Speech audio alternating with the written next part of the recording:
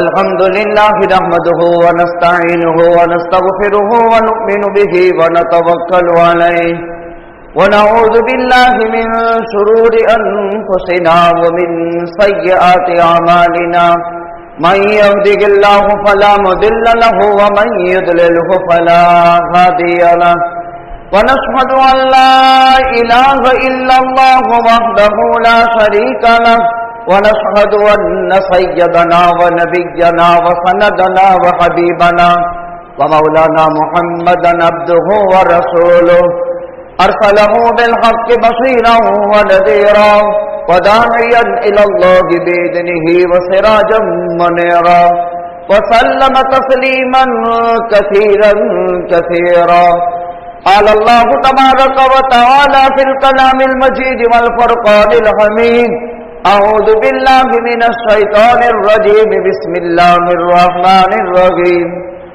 الرجال قوامون على النساء بما فضل الله بعضهم على بعض وبما أنفقوا من أموالهم فالصالحات قانتات حافظات للغيب بما حفظ الله واللاتي تخافون نشوزهن فعظوهن واهجروهن في المضاجع واضربوهن فإن أطعنكم فلا تبغوا عليهن سبيلا إن الله كان لطيفا خبيرا. وقال الله تبارك وتعالى: الطلاق مرتان فإمساك بمعروف أو تسريح بإحسان. وقال الله تبارك وتعالى: وَلَهُنَّ مِثْلُ الَّذِي عَلَيْهِنَّ بِالْمَعْرُوفِ.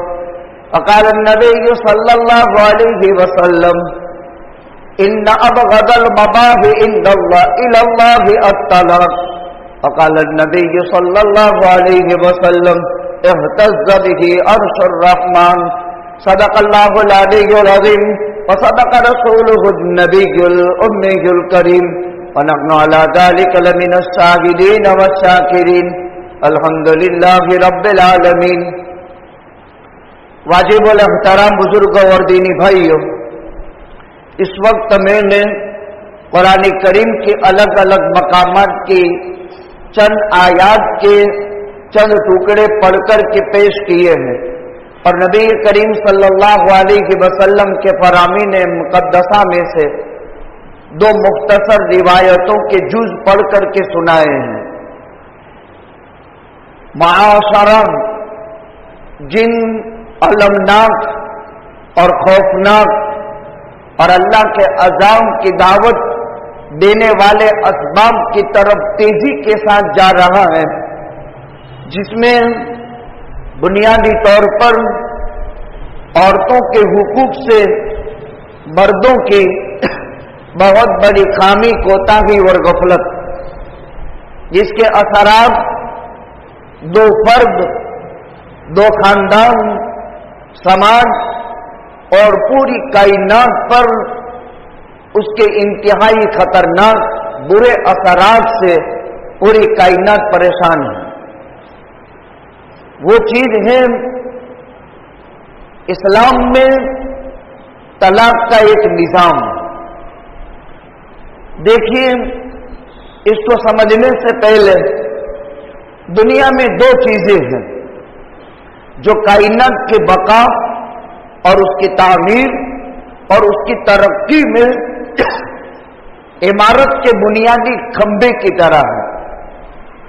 دو چیزیں ہیں جو دنیا کی تعمیر اور ترقی میں اور اس کے بقا میں بنیادی حیثیت رکھتے ہیں، لیکن اس کے دو پہلو ہیں. اگر اس کے موقف کی رعایت کی جائے تو یہ دونوں چیزیں کائنات کا نظام باقی اور تعمیر اور ترقی کا سبب بنتے ہیں، لیکن اگر اس کے حقوق کی پاسداری نہ کی جائے تو دنیا کا بقا اور دنیا کی تعمیر اور ترقی باقی نہیں رہتی. وہ دو چیزیں کون سی ہیں جو دنیا کی تعمیر، ترقی اور بقا میں عمود کا درجہ رکھتی ہے. ایک کو کہتے ہیں عورت اور ایک کو کہتے ہیں دولت. بہت بڑی بات ہے. عورت دنیا کی تعمیر اور ترقی اور دنیا کے باقی رکھنے میں عمارت کی بنیادی خیمے کی طرح ہے. اسی طرح دولت. لیکن اس کا دوسرا روپ کیا ہے؟ اگر دونوں میں سے کسی کی حق تلفی ہوئی تو اس سے وہ فساد برپا ہوتا ہے کہ پوری دنیا مل کر کے اس فساد کو ختم نہیں کر سکتے. ایک عورت جب خراب بن جاتی ہے اور اپنے موقف سے ہٹ جاتی ہے، اور ایک دولت جب اس کو حق نہیں دیا جاتا ہے یا دولت کو غیر مصرف میں خرچ کیا جاتا ہے یا اس کے حقوق دولت کو نہیں دیے جاتے ہیں تو اس سے وہ خرابی جنم لیتی ہے کہ پوری دنیا مل کر اس کی اصلاح نہیں کر سکتی. اچھا، اسلام سے پہلے کسی بھی مذہب نے عورت کو کوئی حیثیت نہیں دی تھی. کوئی حیثیت نہیں. عورت کی حیثیت دنیا کے تمام مذاہب میں گھریلو سامان کی تھی. اس سے زیادہ اس کی کوئی حیثیت نہیں. کسی نے اس کو خبیث روح کہا. اسی لیے زمانہ جاہلیت میں عورت مرد کے تابع ہوتی تھی، ایک گھریلو سامان کی طرح. مرد جس طرح چاہے اس کا استعمال کرتا تھا. وہ مال اور دولت کی طرح خریدی اور بیچی جاتی تھی. عورت میراث میں تقسیم کی جاتی تھی. عورت شوہر کے انتقال کے بعد ستی دے دی جاتی تھی. قربان جائے امام الانبیاء تاجدار مدینہ ہم سب کے آقا حضرت محمد الرسول اللہ صلی اللہ علیہ وسلم نے جس پر دنیا کی بقا اور تعمیر موقوف ہے، اس صنف نازک عورت ذات کو بیٹی، بیوی، بہن اور ماں کا درجہ دیا. جب یہ بیٹی ہے تو وہ نیکی قرار دے دی گئی. جب یہ بہن ہے تو بھائی کو جنت دلانے کی ذمہ دار قرار دے دی گئی. جب یہ بیوی ہے تو مرد کے اونچے کیریکٹر کی گواہ بنی. جب یہ ماں ہے تو اس کے قدموں تلے جنت قرار دے دی گئی. اسلام نے میراث میں عورت کو حق دیا. زمانہ جاہلیت میں عورت خود میراث کا مال تھی. زمانہ جاہلیت میں عورت میراث کا مال تھی. باپ کے مرنے کے بعد عورت بڑے بیٹے کی جاگیر سمجھی جاتی تھی. وہ اس کی قمیض اور باندھی ہوتی تھی الیاذ باللہ، حالانکہ یہ اس کی ماں ہے. یہ درجہ اسلام سے پہلے عورت کا تھا. مکے میں بھی جاہل لوگ یہی قانون رکھتے تھے. وہ میراث کا مال تھی. قربان جائیں اسلام نے عورت کو میراث دی. شوہر کے مرنے کے بعد اولاد ہونے کی صورت میں سمن کی مالک، اولاد نہ ہونے کی صورت میں ربا کی مالک. باپ کی ملکت میں بیٹی کو بیٹے کے مقابلے میں آدھا حصہ دیا گیا. مرد کو دوگنے دیے گئے اور یعنی ڈبل، اور عورت کو سنگل. ایک مال باپ کی طرف سے آئے گا اور ایک مال شوہر کی طرف سے جائے گا. یہ اسلام نے عورت کو بنیادی طور پر حقوق دیے. اسی طرح اسلام نے عورت کو خود کے مال میں خود کو تصرف کا حق دیا. زمانہ جاہلیت میں عورت کا ذاتی کوئی مالک نہیں ہوتا تھا. اگر پرسنل ہو تو بھی شوہر کا سمجھا جاتا تھا. قربان جائے اسلام نے عورت کو ذاتی مال اور بینکنگ کی اور مالی حقوق کی اجازت دی.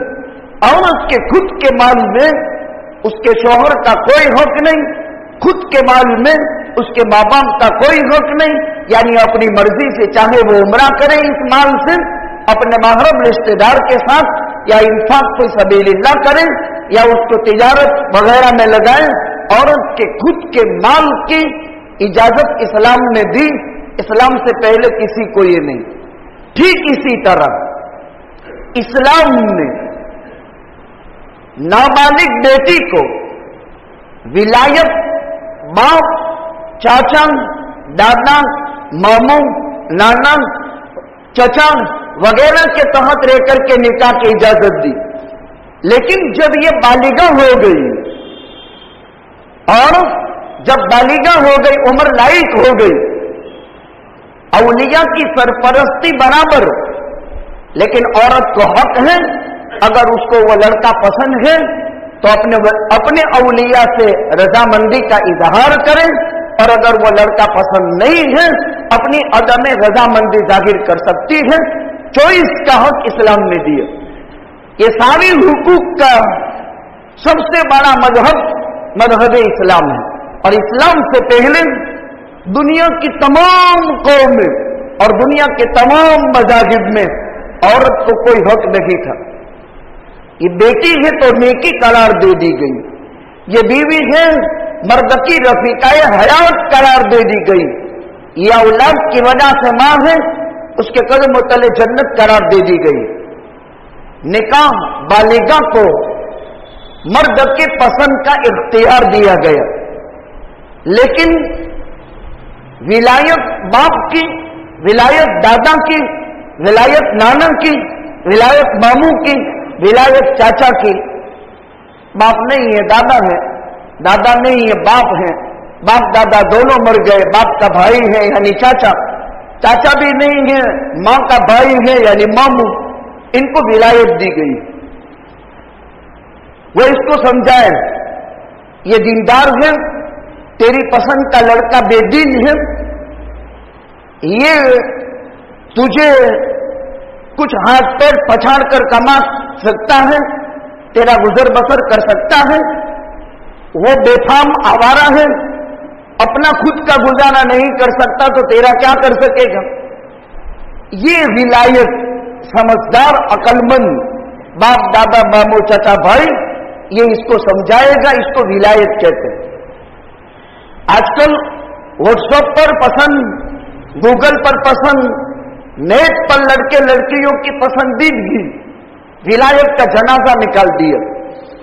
نہ باپ کو خبر، نہ دادا کو خبر، نہ چاچا کو خبر، نہ ماموں کو خبر، بلکہ اب تو انٹرنیٹ پر نکاح بھی ہونے لگے۔ دیکھیے مذہب اسلام جدید جتنی بھی ٹیکنالوجی ہے اس کو قانون کے دائرے میں لے کر استعمال کرے گا، وداؤٹ قانون اس کو استعمال نہیں کر سکتا ہے۔ اسلام ایک ضابطۂ حیاتی انسانی کا نام ہے۔ جیسے عورت اسلام سے پہلے مظلوم تھی، اسلام نے عورت کو عزت دی، اعتدال دیا۔ اسلام عادلانہ نظام بھی ہے اور اسلام معتدلانہ نظام بھی ہے۔ دو لفظ پر بڑی بحث ہے۔ اسلام عادلانہ نظام کا نام ہے جہاں انصاف کے تمام پہلو مد نظر رکھے جاتے ہیں، اور اسلام معتدل نظام کا نام ہے جس میں میانہ روی رکھی جاتی ہے، نہ افراط نہ تفریط، دونوں کے درمیان کی راہ۔ دنیا کے تمام مذاہب کا مطالعہ کر لیں، نہ ان کا نظام عادلانہ ہے نہ ان کا نظام معتدلانہ ہے، پھر بھی طلاق پر فقرے کسے جاتے ہیں، حالانکہ اسلام ایک عادلانہ نظام کا نام ہے اور اسلام ایک معتدل مذہب کا نام ہے جس میں رواداری رکھی گئی، جس میں اعتدال پسندی ہے اور جس میں انصاف پسندی ہے۔ عورت کے ساتھ دولت کے کمانے میں بندہ مکلف ہے۔ شراب بیچ کر دولت نہیں کمائی جائے گی، سٹے بازی سے دولت نہیں کمائی جائے گی، سود سے دولت نہیں کمائی جائے گی، دھوکے سے دولت نہیں کمائی جائے گی، جھوٹ بول کر دولت نہیں کمائی جائے گی۔ پہلے کمانے کا نظام، پھر اس کے بعد خرچ کرنے کا نظام۔ وَابْدَأْ بِمَنْ تَعُونَ، پہلے خود کی ذات، اپنے عیالدار رشتے دار، اپنے عیال ماں باپ، یہ انفاق کی ترتیب بتا دی۔ مال ہے زکات میں 40واں، کھیتی اور پیداوار ہے عشر اور رزق عشر، صدقہ اور خیرات، للہ اور صدقات، ایمال اور نذور، اس میں مال کے خرچ کرنے کی ترتیب قرآن نے دی۔ عادلانہ نظام ہے اور معتدل نظام ہے اسلام کا۔ اگر مال کے حقوق ادا نہ کیے جائے تو دنیا میں اس سے جو فتنہ پھیلتا ہے، جس سے دنیا کا نظام ختم ہو جاتا ہے اور فساد برپا ہو جاتا ہے۔ اسی طرح عورت کو اور مرد کو ایک نکاح کا اختیار دیا اور ایک طلاق کا اختیار دیا۔ الرجال قوامون علی النساء بما فضل اللہ بعضهم علی بعض وبما انفقوا من اموالهم۔ اللہ تعالیٰ شانہ ارشاد فرماتے ہیں انسان کی ایک عمر ہوتی ہے جس کو ہم اپنی زبان میں عمر لائق کہتے ہیں۔ لڑکی 12 سال میں، لڑکا 15 سال میں، پھر اس کو جنسی خواہشات اس کے دل میں پیدا ہوتی ہے۔ نابالغ بچوں کی جنسی ہوس نہیں ہوتی، اس لیے کہ قدرت نے فطرتاً اس میں وہ مادہ نہیں رکھا۔ پھر جب ایک عمر کا اعتدال آتا ہے تو جنسی ہوس اس میں پیدا کی جاتی ہے۔ اب اس جنسی ہوس کو قابو میں کرنے کے لیے، توالد تناسل کے لیے، انسان کی زندگی میں اعتدال اور معتدلانہ نظام کے لیے اللہ نے نکاح کا رواج دیا۔ نابالغیت میں بھی نکاح اسلام میں جائز، لیکن بلاغت کے عمر یہ نکاح کا تقاضا ہے کہ آدمی جب بالغ ہو جائے تو نکاح کر لے۔ آقا نے فرمایا جو آدمی تم میں سے نکاح کی طاقت رکھ سکتا ہے نکاح کر لے، اس سے آنکھوں کی حفاظت ہوگی، اس سے شرمگاہ کی حفاظت ہوگی۔ یہ نکاح کے عمر میں خواہشات انسان میں پیدا ہوتی ہے، پھر آنکھیں دوسروں پر جاتی ہے، پرائی عورتوں پر۔ نابالغ بچوں کی نگاہ مسموم نہیں ہوتی، اس لیے کہ جنسی ہوس نہیں ہے۔ بالغین کی نگاہ میں زہر ہوتا ہے، اس وجہ سے کہ جنسی ہوس کا شکار ہے۔ اب اسلام نے اتھارٹی دی کہ دیکھو تم نکاح میں پسند کرو، اذا خطب احدکم من ترضون دینہ وخلقہ فزوجوہ۔ اگر لڑکی کو پیغام میں نکاح آیا منگنی لڑکے کی طرف سے، جیسے ہمارے یہاں رواج ہے، لیکن اس کا مطلب یہ نہیں کہ لڑکی کا باپ کبھی لڑکے والے کو پیغام نہیں دے سکتا ہے۔ یہ برہمنوں میں ہے، اسلام میں نہیں ہے۔ اسلام میں جانبین سے اگر کسی کو کوئی اخلاق، خوش اخلاق لڑکا پسند ہے، دیندار، تو بیٹی کے ماں باپ خود آگے چل کر اپنی بیٹی کے پیغام نکاح کا رشتہ دے سکتے ہیں۔ جیسے ہمارے یہاں بیٹیوں کا پیغام نکاح یعنی منگنی بیٹوں کی طرف سے دی جاتی ہے، لڑکے کی طرف سے، اس کا الٹا بھی پسندیدہ ہے۔ حضرات صحابہ کرام میں سے حضرت عمر رضی اللہ تعالیٰ عنہ نے اپنی بیٹی حضرت حفصہ اللہ کے پیغمبر کو پیش کی۔ ابوبکر صدیق نے اپنی بیٹی عائشہ پیغمبر کو پیش کی، نمونے ہیں۔ خیر، تو اسلام کا نکاح نظام زواج یعنی نکاح کا نظام اختیار لڑکے کو بھی ہے، بالغ اور بالغ لڑکی کو بھی اختیار ہے۔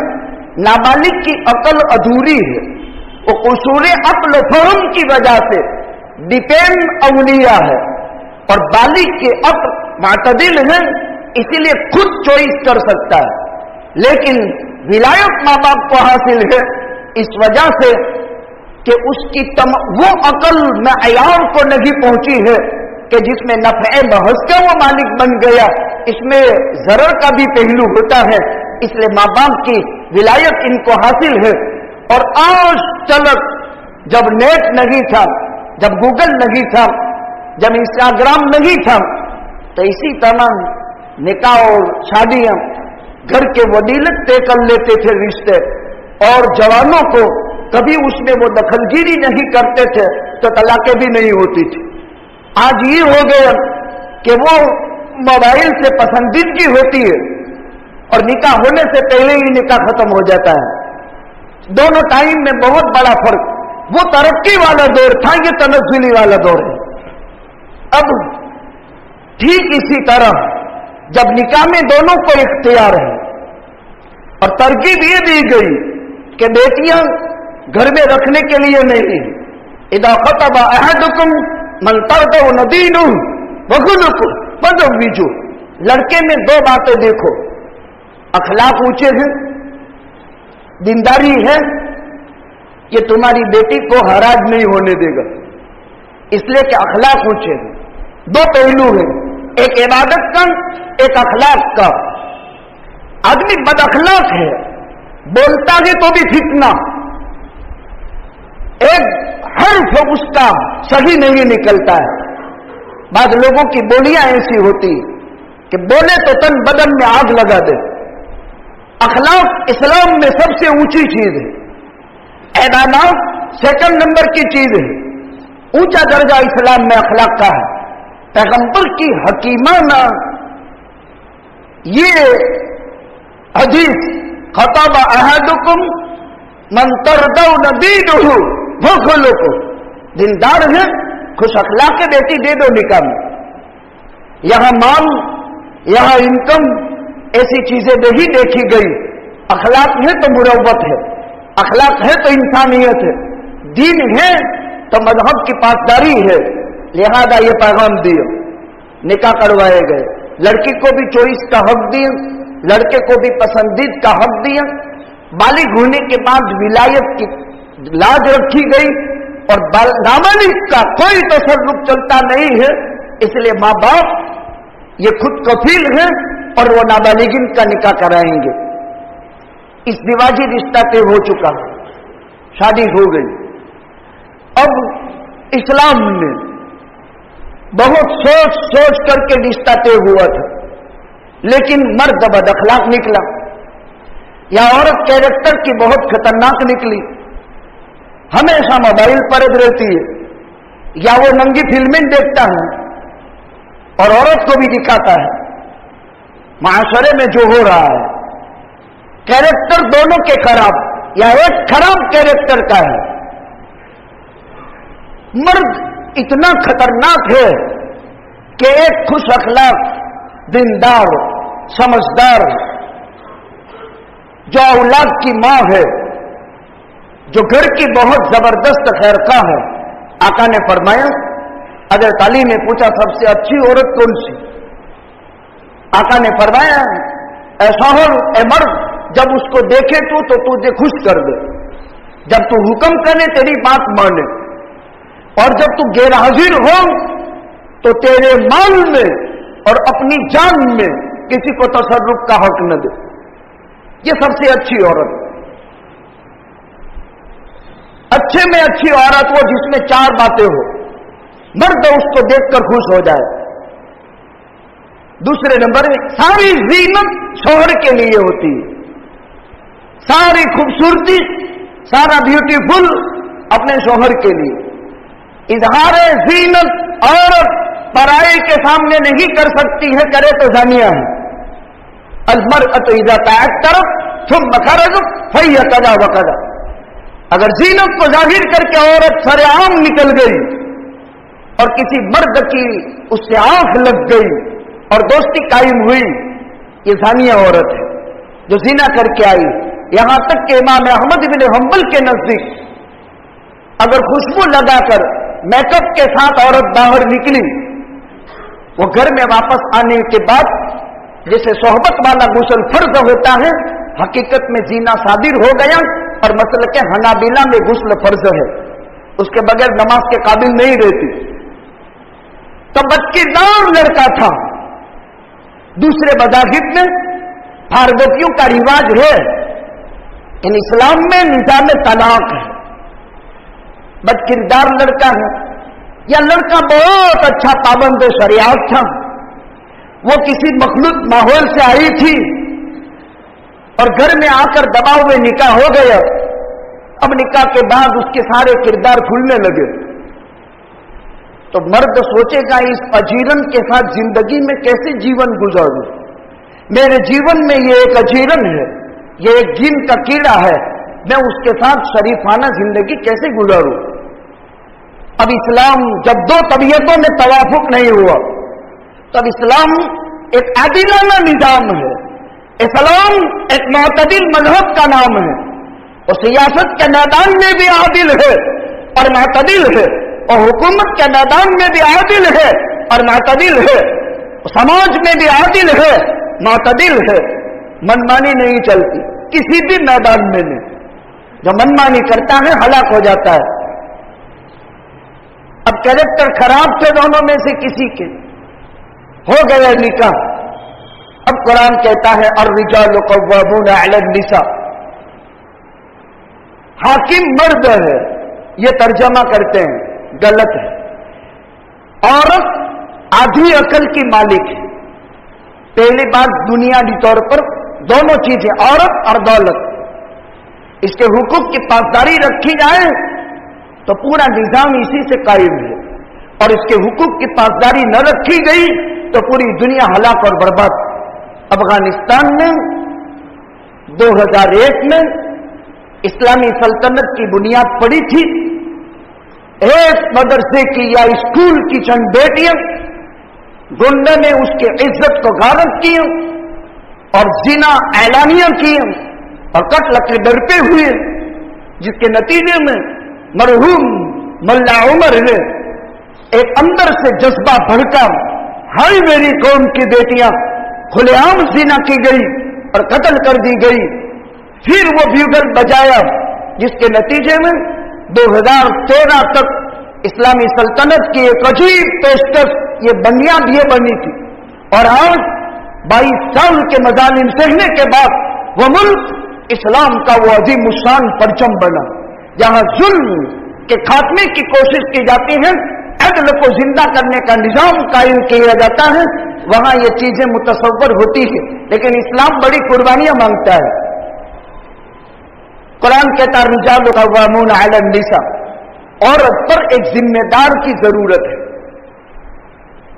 عورت کو دوسرے مذاہب یورپ، انگلینڈ، امریکہ کی طرح وہ آزادی نہیں کہ کمانے کا بھی اس کو حق دے دیا کہ عورت خود متکفل ہو، نہیں، کوئی عورت دنیا میں خود متکفل نہیں ہے، وہ مرد کے تحت خرچ کی ذمہ دار ہے۔ نکاح سے پہلے باپ پورا کرتا ہے، نکاح کے بعد شوہر کے ذمے ہے۔ عورت اپنی روزی روٹی میں کہیں خود متکفل نہیں ہے، جبکہ دنیا کے دوسرے مذاہب نے عورت کو روزی روٹی کا خود متکفل بنایا۔ یہاں اسلام کی نیتی اور دوسرے مذاہب کی نیتیاں الگ ہو جاتی ہیں۔ عورت پر کمانے کا کوئی اتھارٹی اسلام نے نہیں دی، وہ کہیں بھی خود متکفل نہیں بن سکتی ہے، بلکہ مرد کے تحت الرجال قوامون علی النساء، یعنی عورت کو مرد کی سرپرستی کی ضرورت ہے۔ کیوں؟ دو وجہ سے۔ الرجال قوامون علی النساء بما فضل اللہ بعضهم علی بعض، ایک فضیلت، مرد کو فضیلت دی، افضل بنایا، عورت کو مبذول۔ تو زمانہ جاہلیت میں بھی تو یہ تھا، اسلام نے کیا کردار ادا کیا؟ افضل کا مطلب کیا؟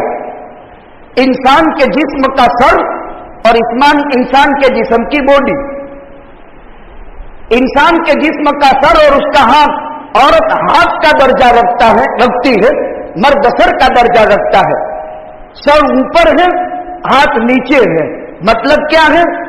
یہ کامیاب باڈی سر کے بغیر نہیں، اور یہ سر باڈی کے بغیر کامیاب نہیں۔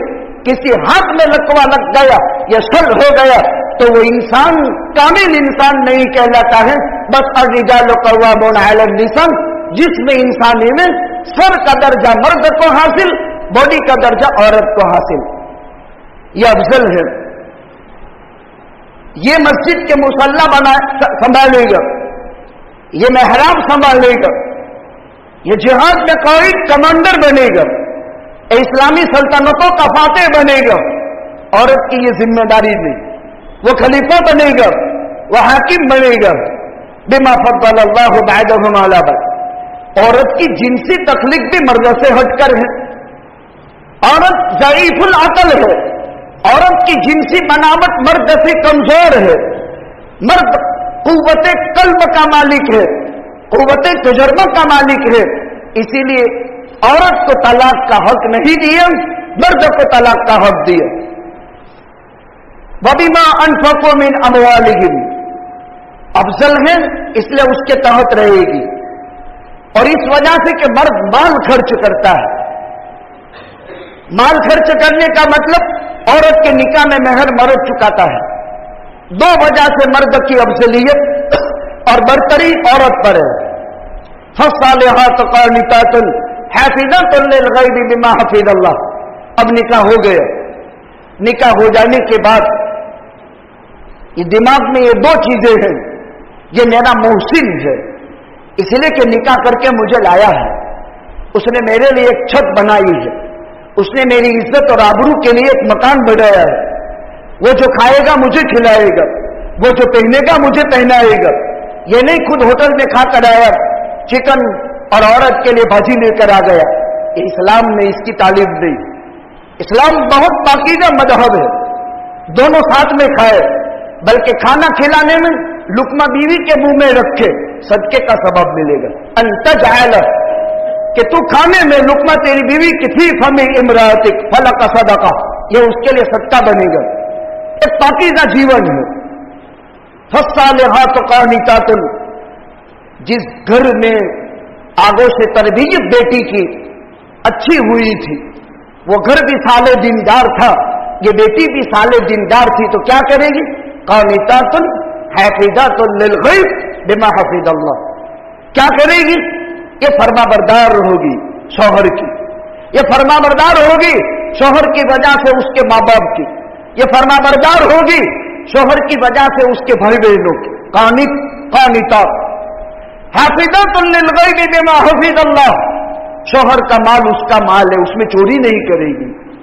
شوہر کا مال اس کا مال ہے, اس میں خیانت نہیں کرے گی. شوہر کا مال اس کا مال ہے, اپنے میکے والوں کو تقسیم نہیں کرے گی. بڑی پیاری نصیحت ہے. فالصالحات قانتات حافظات للغیب بما حفظ اللہ. یہ تو نکاح پاکیزہ ہوتا ہے. واللاتی تخافون نشوزہن, لیکن اگر بگڑے ہوئے کیریکٹر کی تھی, وہ غلط جگہ سے آئی تھی, 24 میں مرد مار کھا گیا, طبیعتوں میں توافق نہیں ہوا, طلاق دے دینے کی نہیں. اسلام کا نظام اب سمجھو. ابھی لوگوں نے تعمیر دی کہ تم کچھ کرتے ہو کہ نہیں, کتنی طلاقیں اور کتنے حلال ہے, کھیل بنا لیا ہے. قرآن سمجھو. فائدوہن, طبیعتوں میں توافق نہیں, وہ حقوق کی پاسداری نہیں کرتی ہے, یہ منصب کی پاسداری نہیں کرتا ہے. خود آتا ہے گھر میں رات کو 3 بجے, باہر ہوٹلے پر بیٹھا رہتا ہے 1-1 بجے تک, وہ اندر بستر پر تڑپتی رہتی ہے. ابھی مہینے کی تازہ بیا ہی جو لگن گئے, 1 مہینہ ہوا ہے نکاح کو, وہ 12 بجے ہوٹلے تک, 1 بجے تک ہوٹلے پر, اور یہ بیچاری اندر بستر پر تڑپتی ہے کب میرا شوہر اور میرا میاں آئے گا. وہ موبائل پر ہے, وہ نیٹ پر ہے, وہ گوگل پر ہے, وہ بیچاری پریشان ہے. اب قرآن کیا کہتا ہے؟ اب دونوں کی طبیعتوں میں توافق نہیں ہوا, فعیدوہن, نصیحت کرو. بھائی دیکھو, میں ایک دیندار پڑھا لکھا مرد ہوں, میرے یہ اخلاق ہے, میرا یہ کیریکٹر ہے, تو ایک بچوں کی ماں بننے والی ہے, تیرا میرا ایک بھوشیہ ہے. ہم تو خاندان آپس میں نکاح سے جڑے ہیں, نکاح جیسی جوڑ کے لیے اور کوئی عبادت نہیں. سمجھا ہے؟ ایک معاشرے میں میرا مقام ہے, ایک میری عزت ہے. سمجھا ہے؟ دیکھو ہم نکاح کیے ہیں, یہ بندھن ٹوٹنے کے لیے نہیں ہے, توڑنے کے لیے نہیں ہے, جوڑنے کے لیے. عورت پاک دامن ہوتی ہے, عورت پاکیزہ ہوتی ہے, عورت خوش اخلاق ہوتی ہے, اور وہ بچوں کی ماں ہوتی ہے. اسی لیے وہ ملکۃ الدار ہے, وہ گھر کی رانی ہے, وہ گھر کی محافظ ہے. عورت نے یہ صفات سمجھا ہے. فائدوہن, 6 مہینہ 6 سال سمجھا ہے اس کو, محنت کرے. صبر کرے. وَاهْجُرُوهُنَّ فِي الْمَضَاجِعِ، نہیں مانی، بہت غلط ماحول اس کو مل گیا. تھی تو اچھی لڑکی لیکن غلط ماحول کی شکار ہو گئی کسی بھی وجہ سے. مہینے بھر محنت کرتا رہا، سال بھر محنت کرتا رہا، نصیحت کارگر نہیں ہوئی. ایک تک کمرے میں 2 بیڈ الگ ہو جاوے، کمرہ نہ بدلے. کمرہ بدلا تو گیا تو واسط ہو جائے گی اگر غلط اخلاق کی ہے تو. پھر پرائے مرد کو بھی وہ دعوت دے سکتی ہے. اب کیا کریں؟ ایک تک کمرہ ہو، مرد یا تو نیچے سو جائے، عورت اوپر سوئے. عورت یا تو نیچے سو جائے، مرد اوپر سوئے. اس کے ساتھ بستر بدل دے، اس کے بستر میں نہ سوئے. عورت میں اگر رائی کے دانے کے برابر بھی غیرت ہے، غیرت، کوئی بھی عورت شادی کے بعد اپنے شوہر سے الگ بستر پسند نہیں کر سکتی. یہ اس کی غیرت کا تقاضا ہے. اسی لیے دیکھنا، آپ نکاح کر کے کسی عورت کو لائے، بالفرض و تبدیل اس کے کسی رشتہ دار سے بھی اگر وہ خراب بات کرے تو آپ کا ضمیر کہے گا اس کو 3 طلاق دے دو، یہ میری غیرت کے خلاف. اپنے نکاحی جیون میں وہ کسی کو شریک کر لے، مرد کی غیرت برداشت نہیں کر سکتی. میں اس کے لیے لایا تھا اس کو، فوراً طلاق دے دیتا ہے. لیکن اس پر بھی طلاق نہیں. ایک صحابی کھیڑو رات کو اپنے کھیت کے اندر پانی چھوڑنے گئے تھے اور گھر میں پرائے مرد کو بیوی کے ساتھ پایا. لیکن پیغمبر سے مسئلہ پوچھنے گیا، کروں کیا؟ طلاق نہیں دی، طلاق نہیں دی. پیغمبر سے مسئلہ پوچھنے گیا. اسی لیے شریعت آشکارا ہوئی، واضح ہوئی.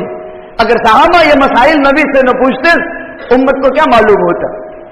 قرون صحابہ میں ہی بھی یہ ہوا. اب کیسے ہوا؟ چونکہ وہ جدید العہد بالاسلام تھے، جاہلیت کے قریب تھے. اس وقت یہ ساری چیزیں چلتی تھی زمانہ جاہلیت میں، آج بھی چلتی ہے. عورت تو یہ حق ہے کہ کسی بھی مرد سے اولاد پیدا کر لے، جبکہ وہ دوسرے کی منکوہا ہے. کچھ برادریاں آج بھی اسی طرح کر رہی ہیں. الگ کر دو بستر، کمرہ الگ نہیں. وَاهْجُرُوهُنَّ فِي الْمَضَاجِعِ، اگر رتی کے برابر بھی اس میں غیرت ہے تو وہ شوہر سے جدا نہیں رہ سکتی. وہ فوراً، رات تو دور کی بات ہے، رات کا کچھ حصہ بھی شوہر کے بغیر وہ کاٹ نہیں سکتی، جوڑ ہو جائے گا. لیکن بستر الگ کرنے سے بھی فرق نہیں پڑا. 4 مہینے 6 مہینے 6 سال وہی اوپر سوتا ہے، یہ نیچے، یا دونوں ایک کھاٹلے پر ایک پلنگ پر. طبیعتوں میں توافق نہیں، وہ سمجھتی نہیں. مرد کوشش محنت کرتا ہے، یہ محنت اس کی طرف سے ہوگی. وَاهْجُرُوهُنَّ فِي الْمَضَاجِعِ وَاضْرِبُوهُنَّ، یہ محنت بھی نہیں کارگر ہوئی تو اب مارے گا. ڈانگ لے کر نہیں، چہرے پر نہیں مارے گا، پیٹھ پر نہیں مارے گا. یہ 2 جگہ جہنمیوں کی مار ہے. اہل جہنم کو جب جہنم کی طرف ہانکا جائے گا تو فرشتے پیٹھ پر ماریں گے. وَسِيقَ الَّذِينَ كَفَرُوا إِلَى جَهَنَّمَ زُمَرًا، اور چہرے پر مارنا ذلت کی مار ہے، یہاں نہیں مارا جائے گا. چہرہ انسانی جسم میں شریف عضو ہے، یہاں مارنا حرام ہے. مسواک رکھے گا اور مسواک کی لکڑی سے اس کو ہاتھ میں مارے گا. یہ اسلام نے ضابطہ وہ طریقہ بتایا. استاد بھی مدرسے میں، ماسٹر بھی اسکول میں، پروفیسر بھی کالج میں اتنی مقدار لکڑی سے اور اتنی جالی لکڑی سے مار سکتا ہے، اس کے خلاف مارنا حرام ہے. خالی عورت کو لاگو نہیں پڑتا، اسلام کے ضابطے اور قاعدے سب کو لاگو پڑتے ہیں. اپنا کوئی نوکر ہے غلام، یہ نوکر نہیں ہو وہ تو کیس داخل کر دے گا، غلام نوکر ہے، اس کو اگر تعدیباً مارنا ہے تو اس مسواک سے مار سکتے ہیں، اس سے وڈارے نہیں. اسلام کے ضابطے وَاضْرِبُوهُنَّ، مارے. جسم پر نشان نہیں پڑنا چاہیے. مارتے مارتے ماں آ گئی تو 4 جھاپٹے وڈارے جھینک ڈالی تو یہ ظالم بن گیا. نہیں، مارتے مارتے بھائی نے دیکھ لیا، دو جھاپٹے کس کے اور مار دی، یہ ظالم بن گئے۔ مارنے میں غصہ پیدا ہو گیا اور مار کی رفتار میں تیزی ہو گئی، اب یہ ظالم وہ مظلوم، اللہ اس کی مدد کرے گا، اس کی نہیں کرے گا۔ اسلام کا ضابطہ 3 ہو گئے، نصیحت کرو، بستر الگ کر دو، ایک ساتھ نہیں، باری باری دھیرے دھیرے دھیرے دھیرے بتدریج مارو، لیکن کام نہیں بنتا۔ وَإِنْ خِفْتُمْ شِقَاقَ بَيْنِهِمَا فَابْعَثُوا حَكَمًا مِّنْ أَهْلِهِ وَحَكَمًا مِّنْ أَهْلِهَا۔ یہ جوڑنے کا نامج نہیں لیتی، یا مرد جو ہے وہ جوڑنے کی کوشش نہیں کرتا، اس کو دوسری کی تلاش ہے، شرما حضوری نکاح تو ہو گیا، اب اس کو یہ پسند نہیں۔ کیا چمڑی کا گورا ہونا کوئی جنت ہے؟ نہیں، حبشن ہی ہو لیکن خوش اخلاق ہو، دیندار ہو، یہ اس کے لیے جنت ہے۔ تو اس کو دیکھے وہ تجھے خوش کر دے، تو اس کو حکم کرے وہ تیری بات مان لے، تیرے مال میں اور اس کی آبرو میں وہ تیری لاج رکھے، تو اس سے بہتر روئے زمین پر کوئی عورت نہیں ہو سکتی، اس سے بہتر روئے زمین پر کوئی عورت نہیں۔ ان صفات کی مالک عورت، اس کو کبھی بھی نقصان نہیں پہنچایا جا سکتا، تکلیف نہیں دی جا سکتی۔ لیکن گھر میں بہت محنت ہوئی، گھریلو پریشانی گھر میں ختم کرو، پہلا طریقہ اسلام۔ وَإِنْ خِفْتُمْ شِقَاقَ بَيْنِهِمَا، لیکن بہت ٹیڑھی سمجھ کی ہے، منطق نہیں، جیون اجیون بن چکا ہے۔ ایک حکم مرد کا، ایک حکم عورت کا، 2 حکم بناؤ، حکم من اہلہ و حکم من اہلہا۔ حضرت علی کا زمانہ، میاں بیوی میں لڑم لڑی، اب فیصلہ علی کے پاس گیا، حضرت علی نے اصلاح کی ساری تدبیر سب کر چکے، یہ سمجھتی نہیں، وہ سمجھتا ہی نہیں، تفریق کا مطالبہ کیا۔ حضرت علی نے دونوں سے حکم مانگا، ایک مرد کا آدمی ایک عورت کا آدمی آوے، اور دیکھو ان کو اختیار دے دو، تمہاری فریاد سنے گا، یہ تمہاری فریاد سنے گا، تمہارے حق میں جوڑ بہتر ہوگا جوڑ کرا دے گا، تمہارے حق میں جوڑ بہتر نہیں ہے تو تمہیں طلاق کی وہ مشورہ دے گا۔ یہ بھی اسلام میں جہنم ماحول نہیں بنانا ہے، حکم فیصلہ کرے، لیکن حکم کون ہو؟ دین اور شریعت کا مکمل عالم ہو، جو دونوں کی نزاکتیں سمجھتا ہو، خائن نہ ہو، طرفدار نہ ہو، فیور کرنے والا نہ ہو۔ اب کیا کرے گا؟ دونوں کی باتیں سنے گا، پھر ان کو اتھارٹی دے دو، یا تو تم کو نکاح میں باقی رکھیں یا تمہارے درمیان تفریق کرائے۔ تو لڑکے نے کہا ہوں تو بھی سکا بھی ہوں تھوڑا انہیں طلاق دے ونو چھے، نہیں میں تو نہیں مانوں گا، کتنا چاہے دم لے لو، باقی لڑکی تو میرے پاس ہی رہے گی، میں ظلم کروں نہ کروں وہ میری بات ہے۔ وہ لڑکے علی سے کہا، میں نہیں کہتا ہوں، حضرت علی سے اس نے کہا کہ میں اس کو جان تو چھوڑوں گا، میں اس کو طلاق تو نہیں دوں گا۔ تو حضرت علی نے جب عورت سے پوچھا تو عورت نے کہا کہ یہ شریعت کا حکم ہے یا علی آپ کا فیصلہ ہے؟ اور علی افضلہم، سارے صحابہ میں سب سے اونچے فیصل تھے، فیصلے کی صلاحیت علی کی موجودگی تک باقی صحابہ میں اتنی اونچی نہیں تھی جب علی میں تھی۔ وَأَقْضَاهُمْ عَلِي، جزوی فضیلت۔ عورت نے تو کہہ دیا، حضرت علی نے کہا ہاں یہ شریعت کا حکم ہے، قرآن کہتا ہے وَإِنْ خِفْتُمْ شِقَاقَ بَيْنِهِمَا فَابْعَثُوا حَكَمًا مِّنْ أَهْلِهِ وَحَكَمًا مِّنْ أَهْلِهَا إِنْ يُرِيدُوا إِصْلَاحًا يُوَفِّقِ اللَّهُ بَيْنَهُمَا۔ اگر گھر بن جائے گا تو یہ بنا لیں گے، ورنہ توڑ۔ تو کہا میں مانتی ہوں، عورت نے کہا میں مانتی ہوں، مرد سے کہا نہیں چاہے جتنے بھی پیسے لے لو لیکن طلاق تو نہیں دوں گا۔ حضرت علی نے کہا یہ تیرا فریق کے مخالف یعنی تیری عورت وہ تو قبول کرتی ہے، تو کیسے قبول نہیں کرتا؟ تو فیصلہ نہیں ہوگا۔ تو کہا میں قبول کر لیتا ہوں، یہ ہے دونوں طرف سے ایک ایک حکم طے ہو جائے، پھر بھی مسئلہ بنا نہیں، حکم کی بات پر بھی اتفاق نہیں ہوا۔ تو جس پاکی کے دینوں میں مرد نے عورت سے صحبت نہیں کی اس میں ایک طلاق رجعی دے، جن پاکی کے دینوں میں حیض میں عورت سے صحبت کرنا حرام ہے، یسألونک عن المحیض قل هو اذن فَاعْتَزِلُوا النِّسَاءَ فِي الْمَحِيضِ، اور حیض کی حالت میں اگر کسی نے صحبت کر لی اور لطفہ قرار بھی پا گیا تو وہ گانڈی اولاد پیدا ہوتی ہے، وہ اپاہج اور معذور اولاد پیدا ہوتی ہے۔ بہت خطرناک وعید ہے۔ نکاح سے پہلے ان احکامات کو سیکھنا یہ اسلام ہے، یہ تبلیغ میں داخل ہے، یہ تعلیم میں داخل ہے، یہ تزکیہ میں داخل ہے۔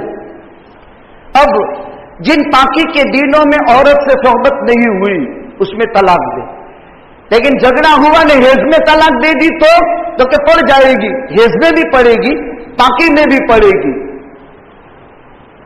اور اس کی حیثیت کیسی ہے؟ کسی نے کسی کو ناحق قتل کر دیا، چاہے گولی سے کیا، چاہے تلوار سے کیا، چاہے بھالے سے کیا، چاہے بندوق سے کیا، قتل تو ہو گیا۔ گولی سے مارے گا مقتول، تلوار سے مارا مقتول، قتل تو ہو گیا۔ بس طلاق بھی گولی ہے، اس کو لگی تو کیا گولی سے مرنے والے کو مقتول نہیں کہو گے؟ تلوار سے مارنا ضروری ہے، دھاردار چالے سے مارنا ضروری ہے، قتل تو ہو ہی گیا۔ ثلاث جدہن جد وہزلہن جد، تین چیزیں کی حقیقت تو حقیقت ہے لیکن مذاق بھی حقیقت۔ مذاق میں بیوی سے محبت میں کہا جا تجھے طلاق تو بھی گئی، طلاق تو پڑک گئی، پیار میں کہا تو بھی گئی، لڑائی میں کہا تو بھی گئی، طلاق تو پڑی۔ جیسے بندوق سے مارا تو بھی مر گیا، تلوار سے مارا تو بھی مر گیا، قتل متحقق ہو گیا، یہاں بھی طلاق متحقق ہو گئی۔ جب صریح الفاظ میں طلاق دی، ایک طلاق رجعی دے، اور اگر اگلے پاکی کے پھر اس کے بعد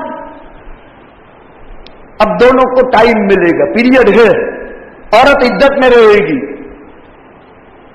اب اس کو فوراً دماغ میں سوچ پیدا ہوگی، بچوں کا کیا، خاندان کا کیا، میری عزت اور میرا وقار کیا۔ طلاق دینے والا وقار تو کھوج دیتا ہے، جو ایک صنف نازک کو نہیں سنبھال سکتا ہے اس کا وقار کیا ہو سکتا ہے؟ ایک عجیب چیز ہے، ایک صنف نازک کی اصلاح کرنی ہے اس کو، اور خیر اگر وہ بدکردار تھی تو الگ چیز ہے، لیکن اگر وہ نظام صحیح تھا، ایک عورت کا سنبھالنا بہت ضروری۔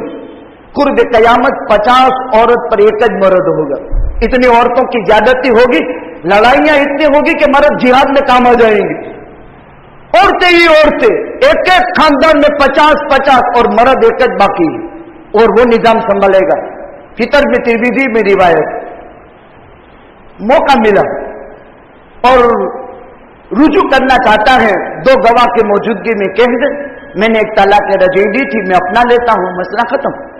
وہ بیوی ہے، یا صحبت کر لے بیوی ہے، اس سے پیار کر لے بوسا دے دے وہ بیوی ہے، دو میں بھی یہی سیم ترتیب۔ پھر موقع ملا، بعض ظالم شوہر ہوتے ہیں کہ عدت ختم ہونے کی تھی نا تیسری مرتبہ، اب نکاح سے بائن ہونے والی تھی تو اب رجوع کرتا ہے، یہ جائز نہیں، رجوع کی ترتیب بنانے ہے بنا لے۔ اور اگر پہلا پاکی کے دن کے بعد کا ماسک، اور ماسک میں دیا تھا تو پہلی پاکی کے دن اس کے بعد کا پہلا ماسک وہاں سے شروع ہوگا۔ اگر عورت کو مہینے آتے نئی حیض آتا ہے تو پھر مہینے، اور اگر حمل ہے بچہ قرار پا گیا ہے تو جب تک بچہ پیدا نہیں ہوگا تب تک اس کی عدت میں رہے گی، خرچہ مرد کو دینے کا ہے، یہ من وجہ نکاح میں باقی ہے۔ اس پر میراث کا حکم بھی جاری ہوگا، اس کے مال میں سے یہ وارث بھی بنے گی۔ آگے طلاق کے احکام اور ہیں، اسی کو سمجھانے کے لیے میں نے ایک لمبی تمہید قائم کی تھی۔ ابھی تک پہلے مرحلے میں گھر کا جھگڑا گھر میں ختم کر دو، اور گھر کا جھگڑا گھر میں ختم نہ ہو تو گھر کا جھگڑا خاندان میں لے جاؤ۔ اب گھر کا جھگڑا خاندان میں ختم نہیں ہوتا تو پھر سماج اور پھر عدالت، یہ دو سکے انشاءاللہ آئندہ جمعہ میں اللہ سبحانہ و تعالی طلاق کے ناپاک اور منحوس کردار سے مسلمانوں کی اور عالم اسلام کی بھرپور حفاظت فرمائے، اور نکاح کے پاکیزہ بندھن میں اللہ تعالیٰ خوب انوار اور برکات نصیب فرمائے۔ وآخر دعوانا الحمدللہ۔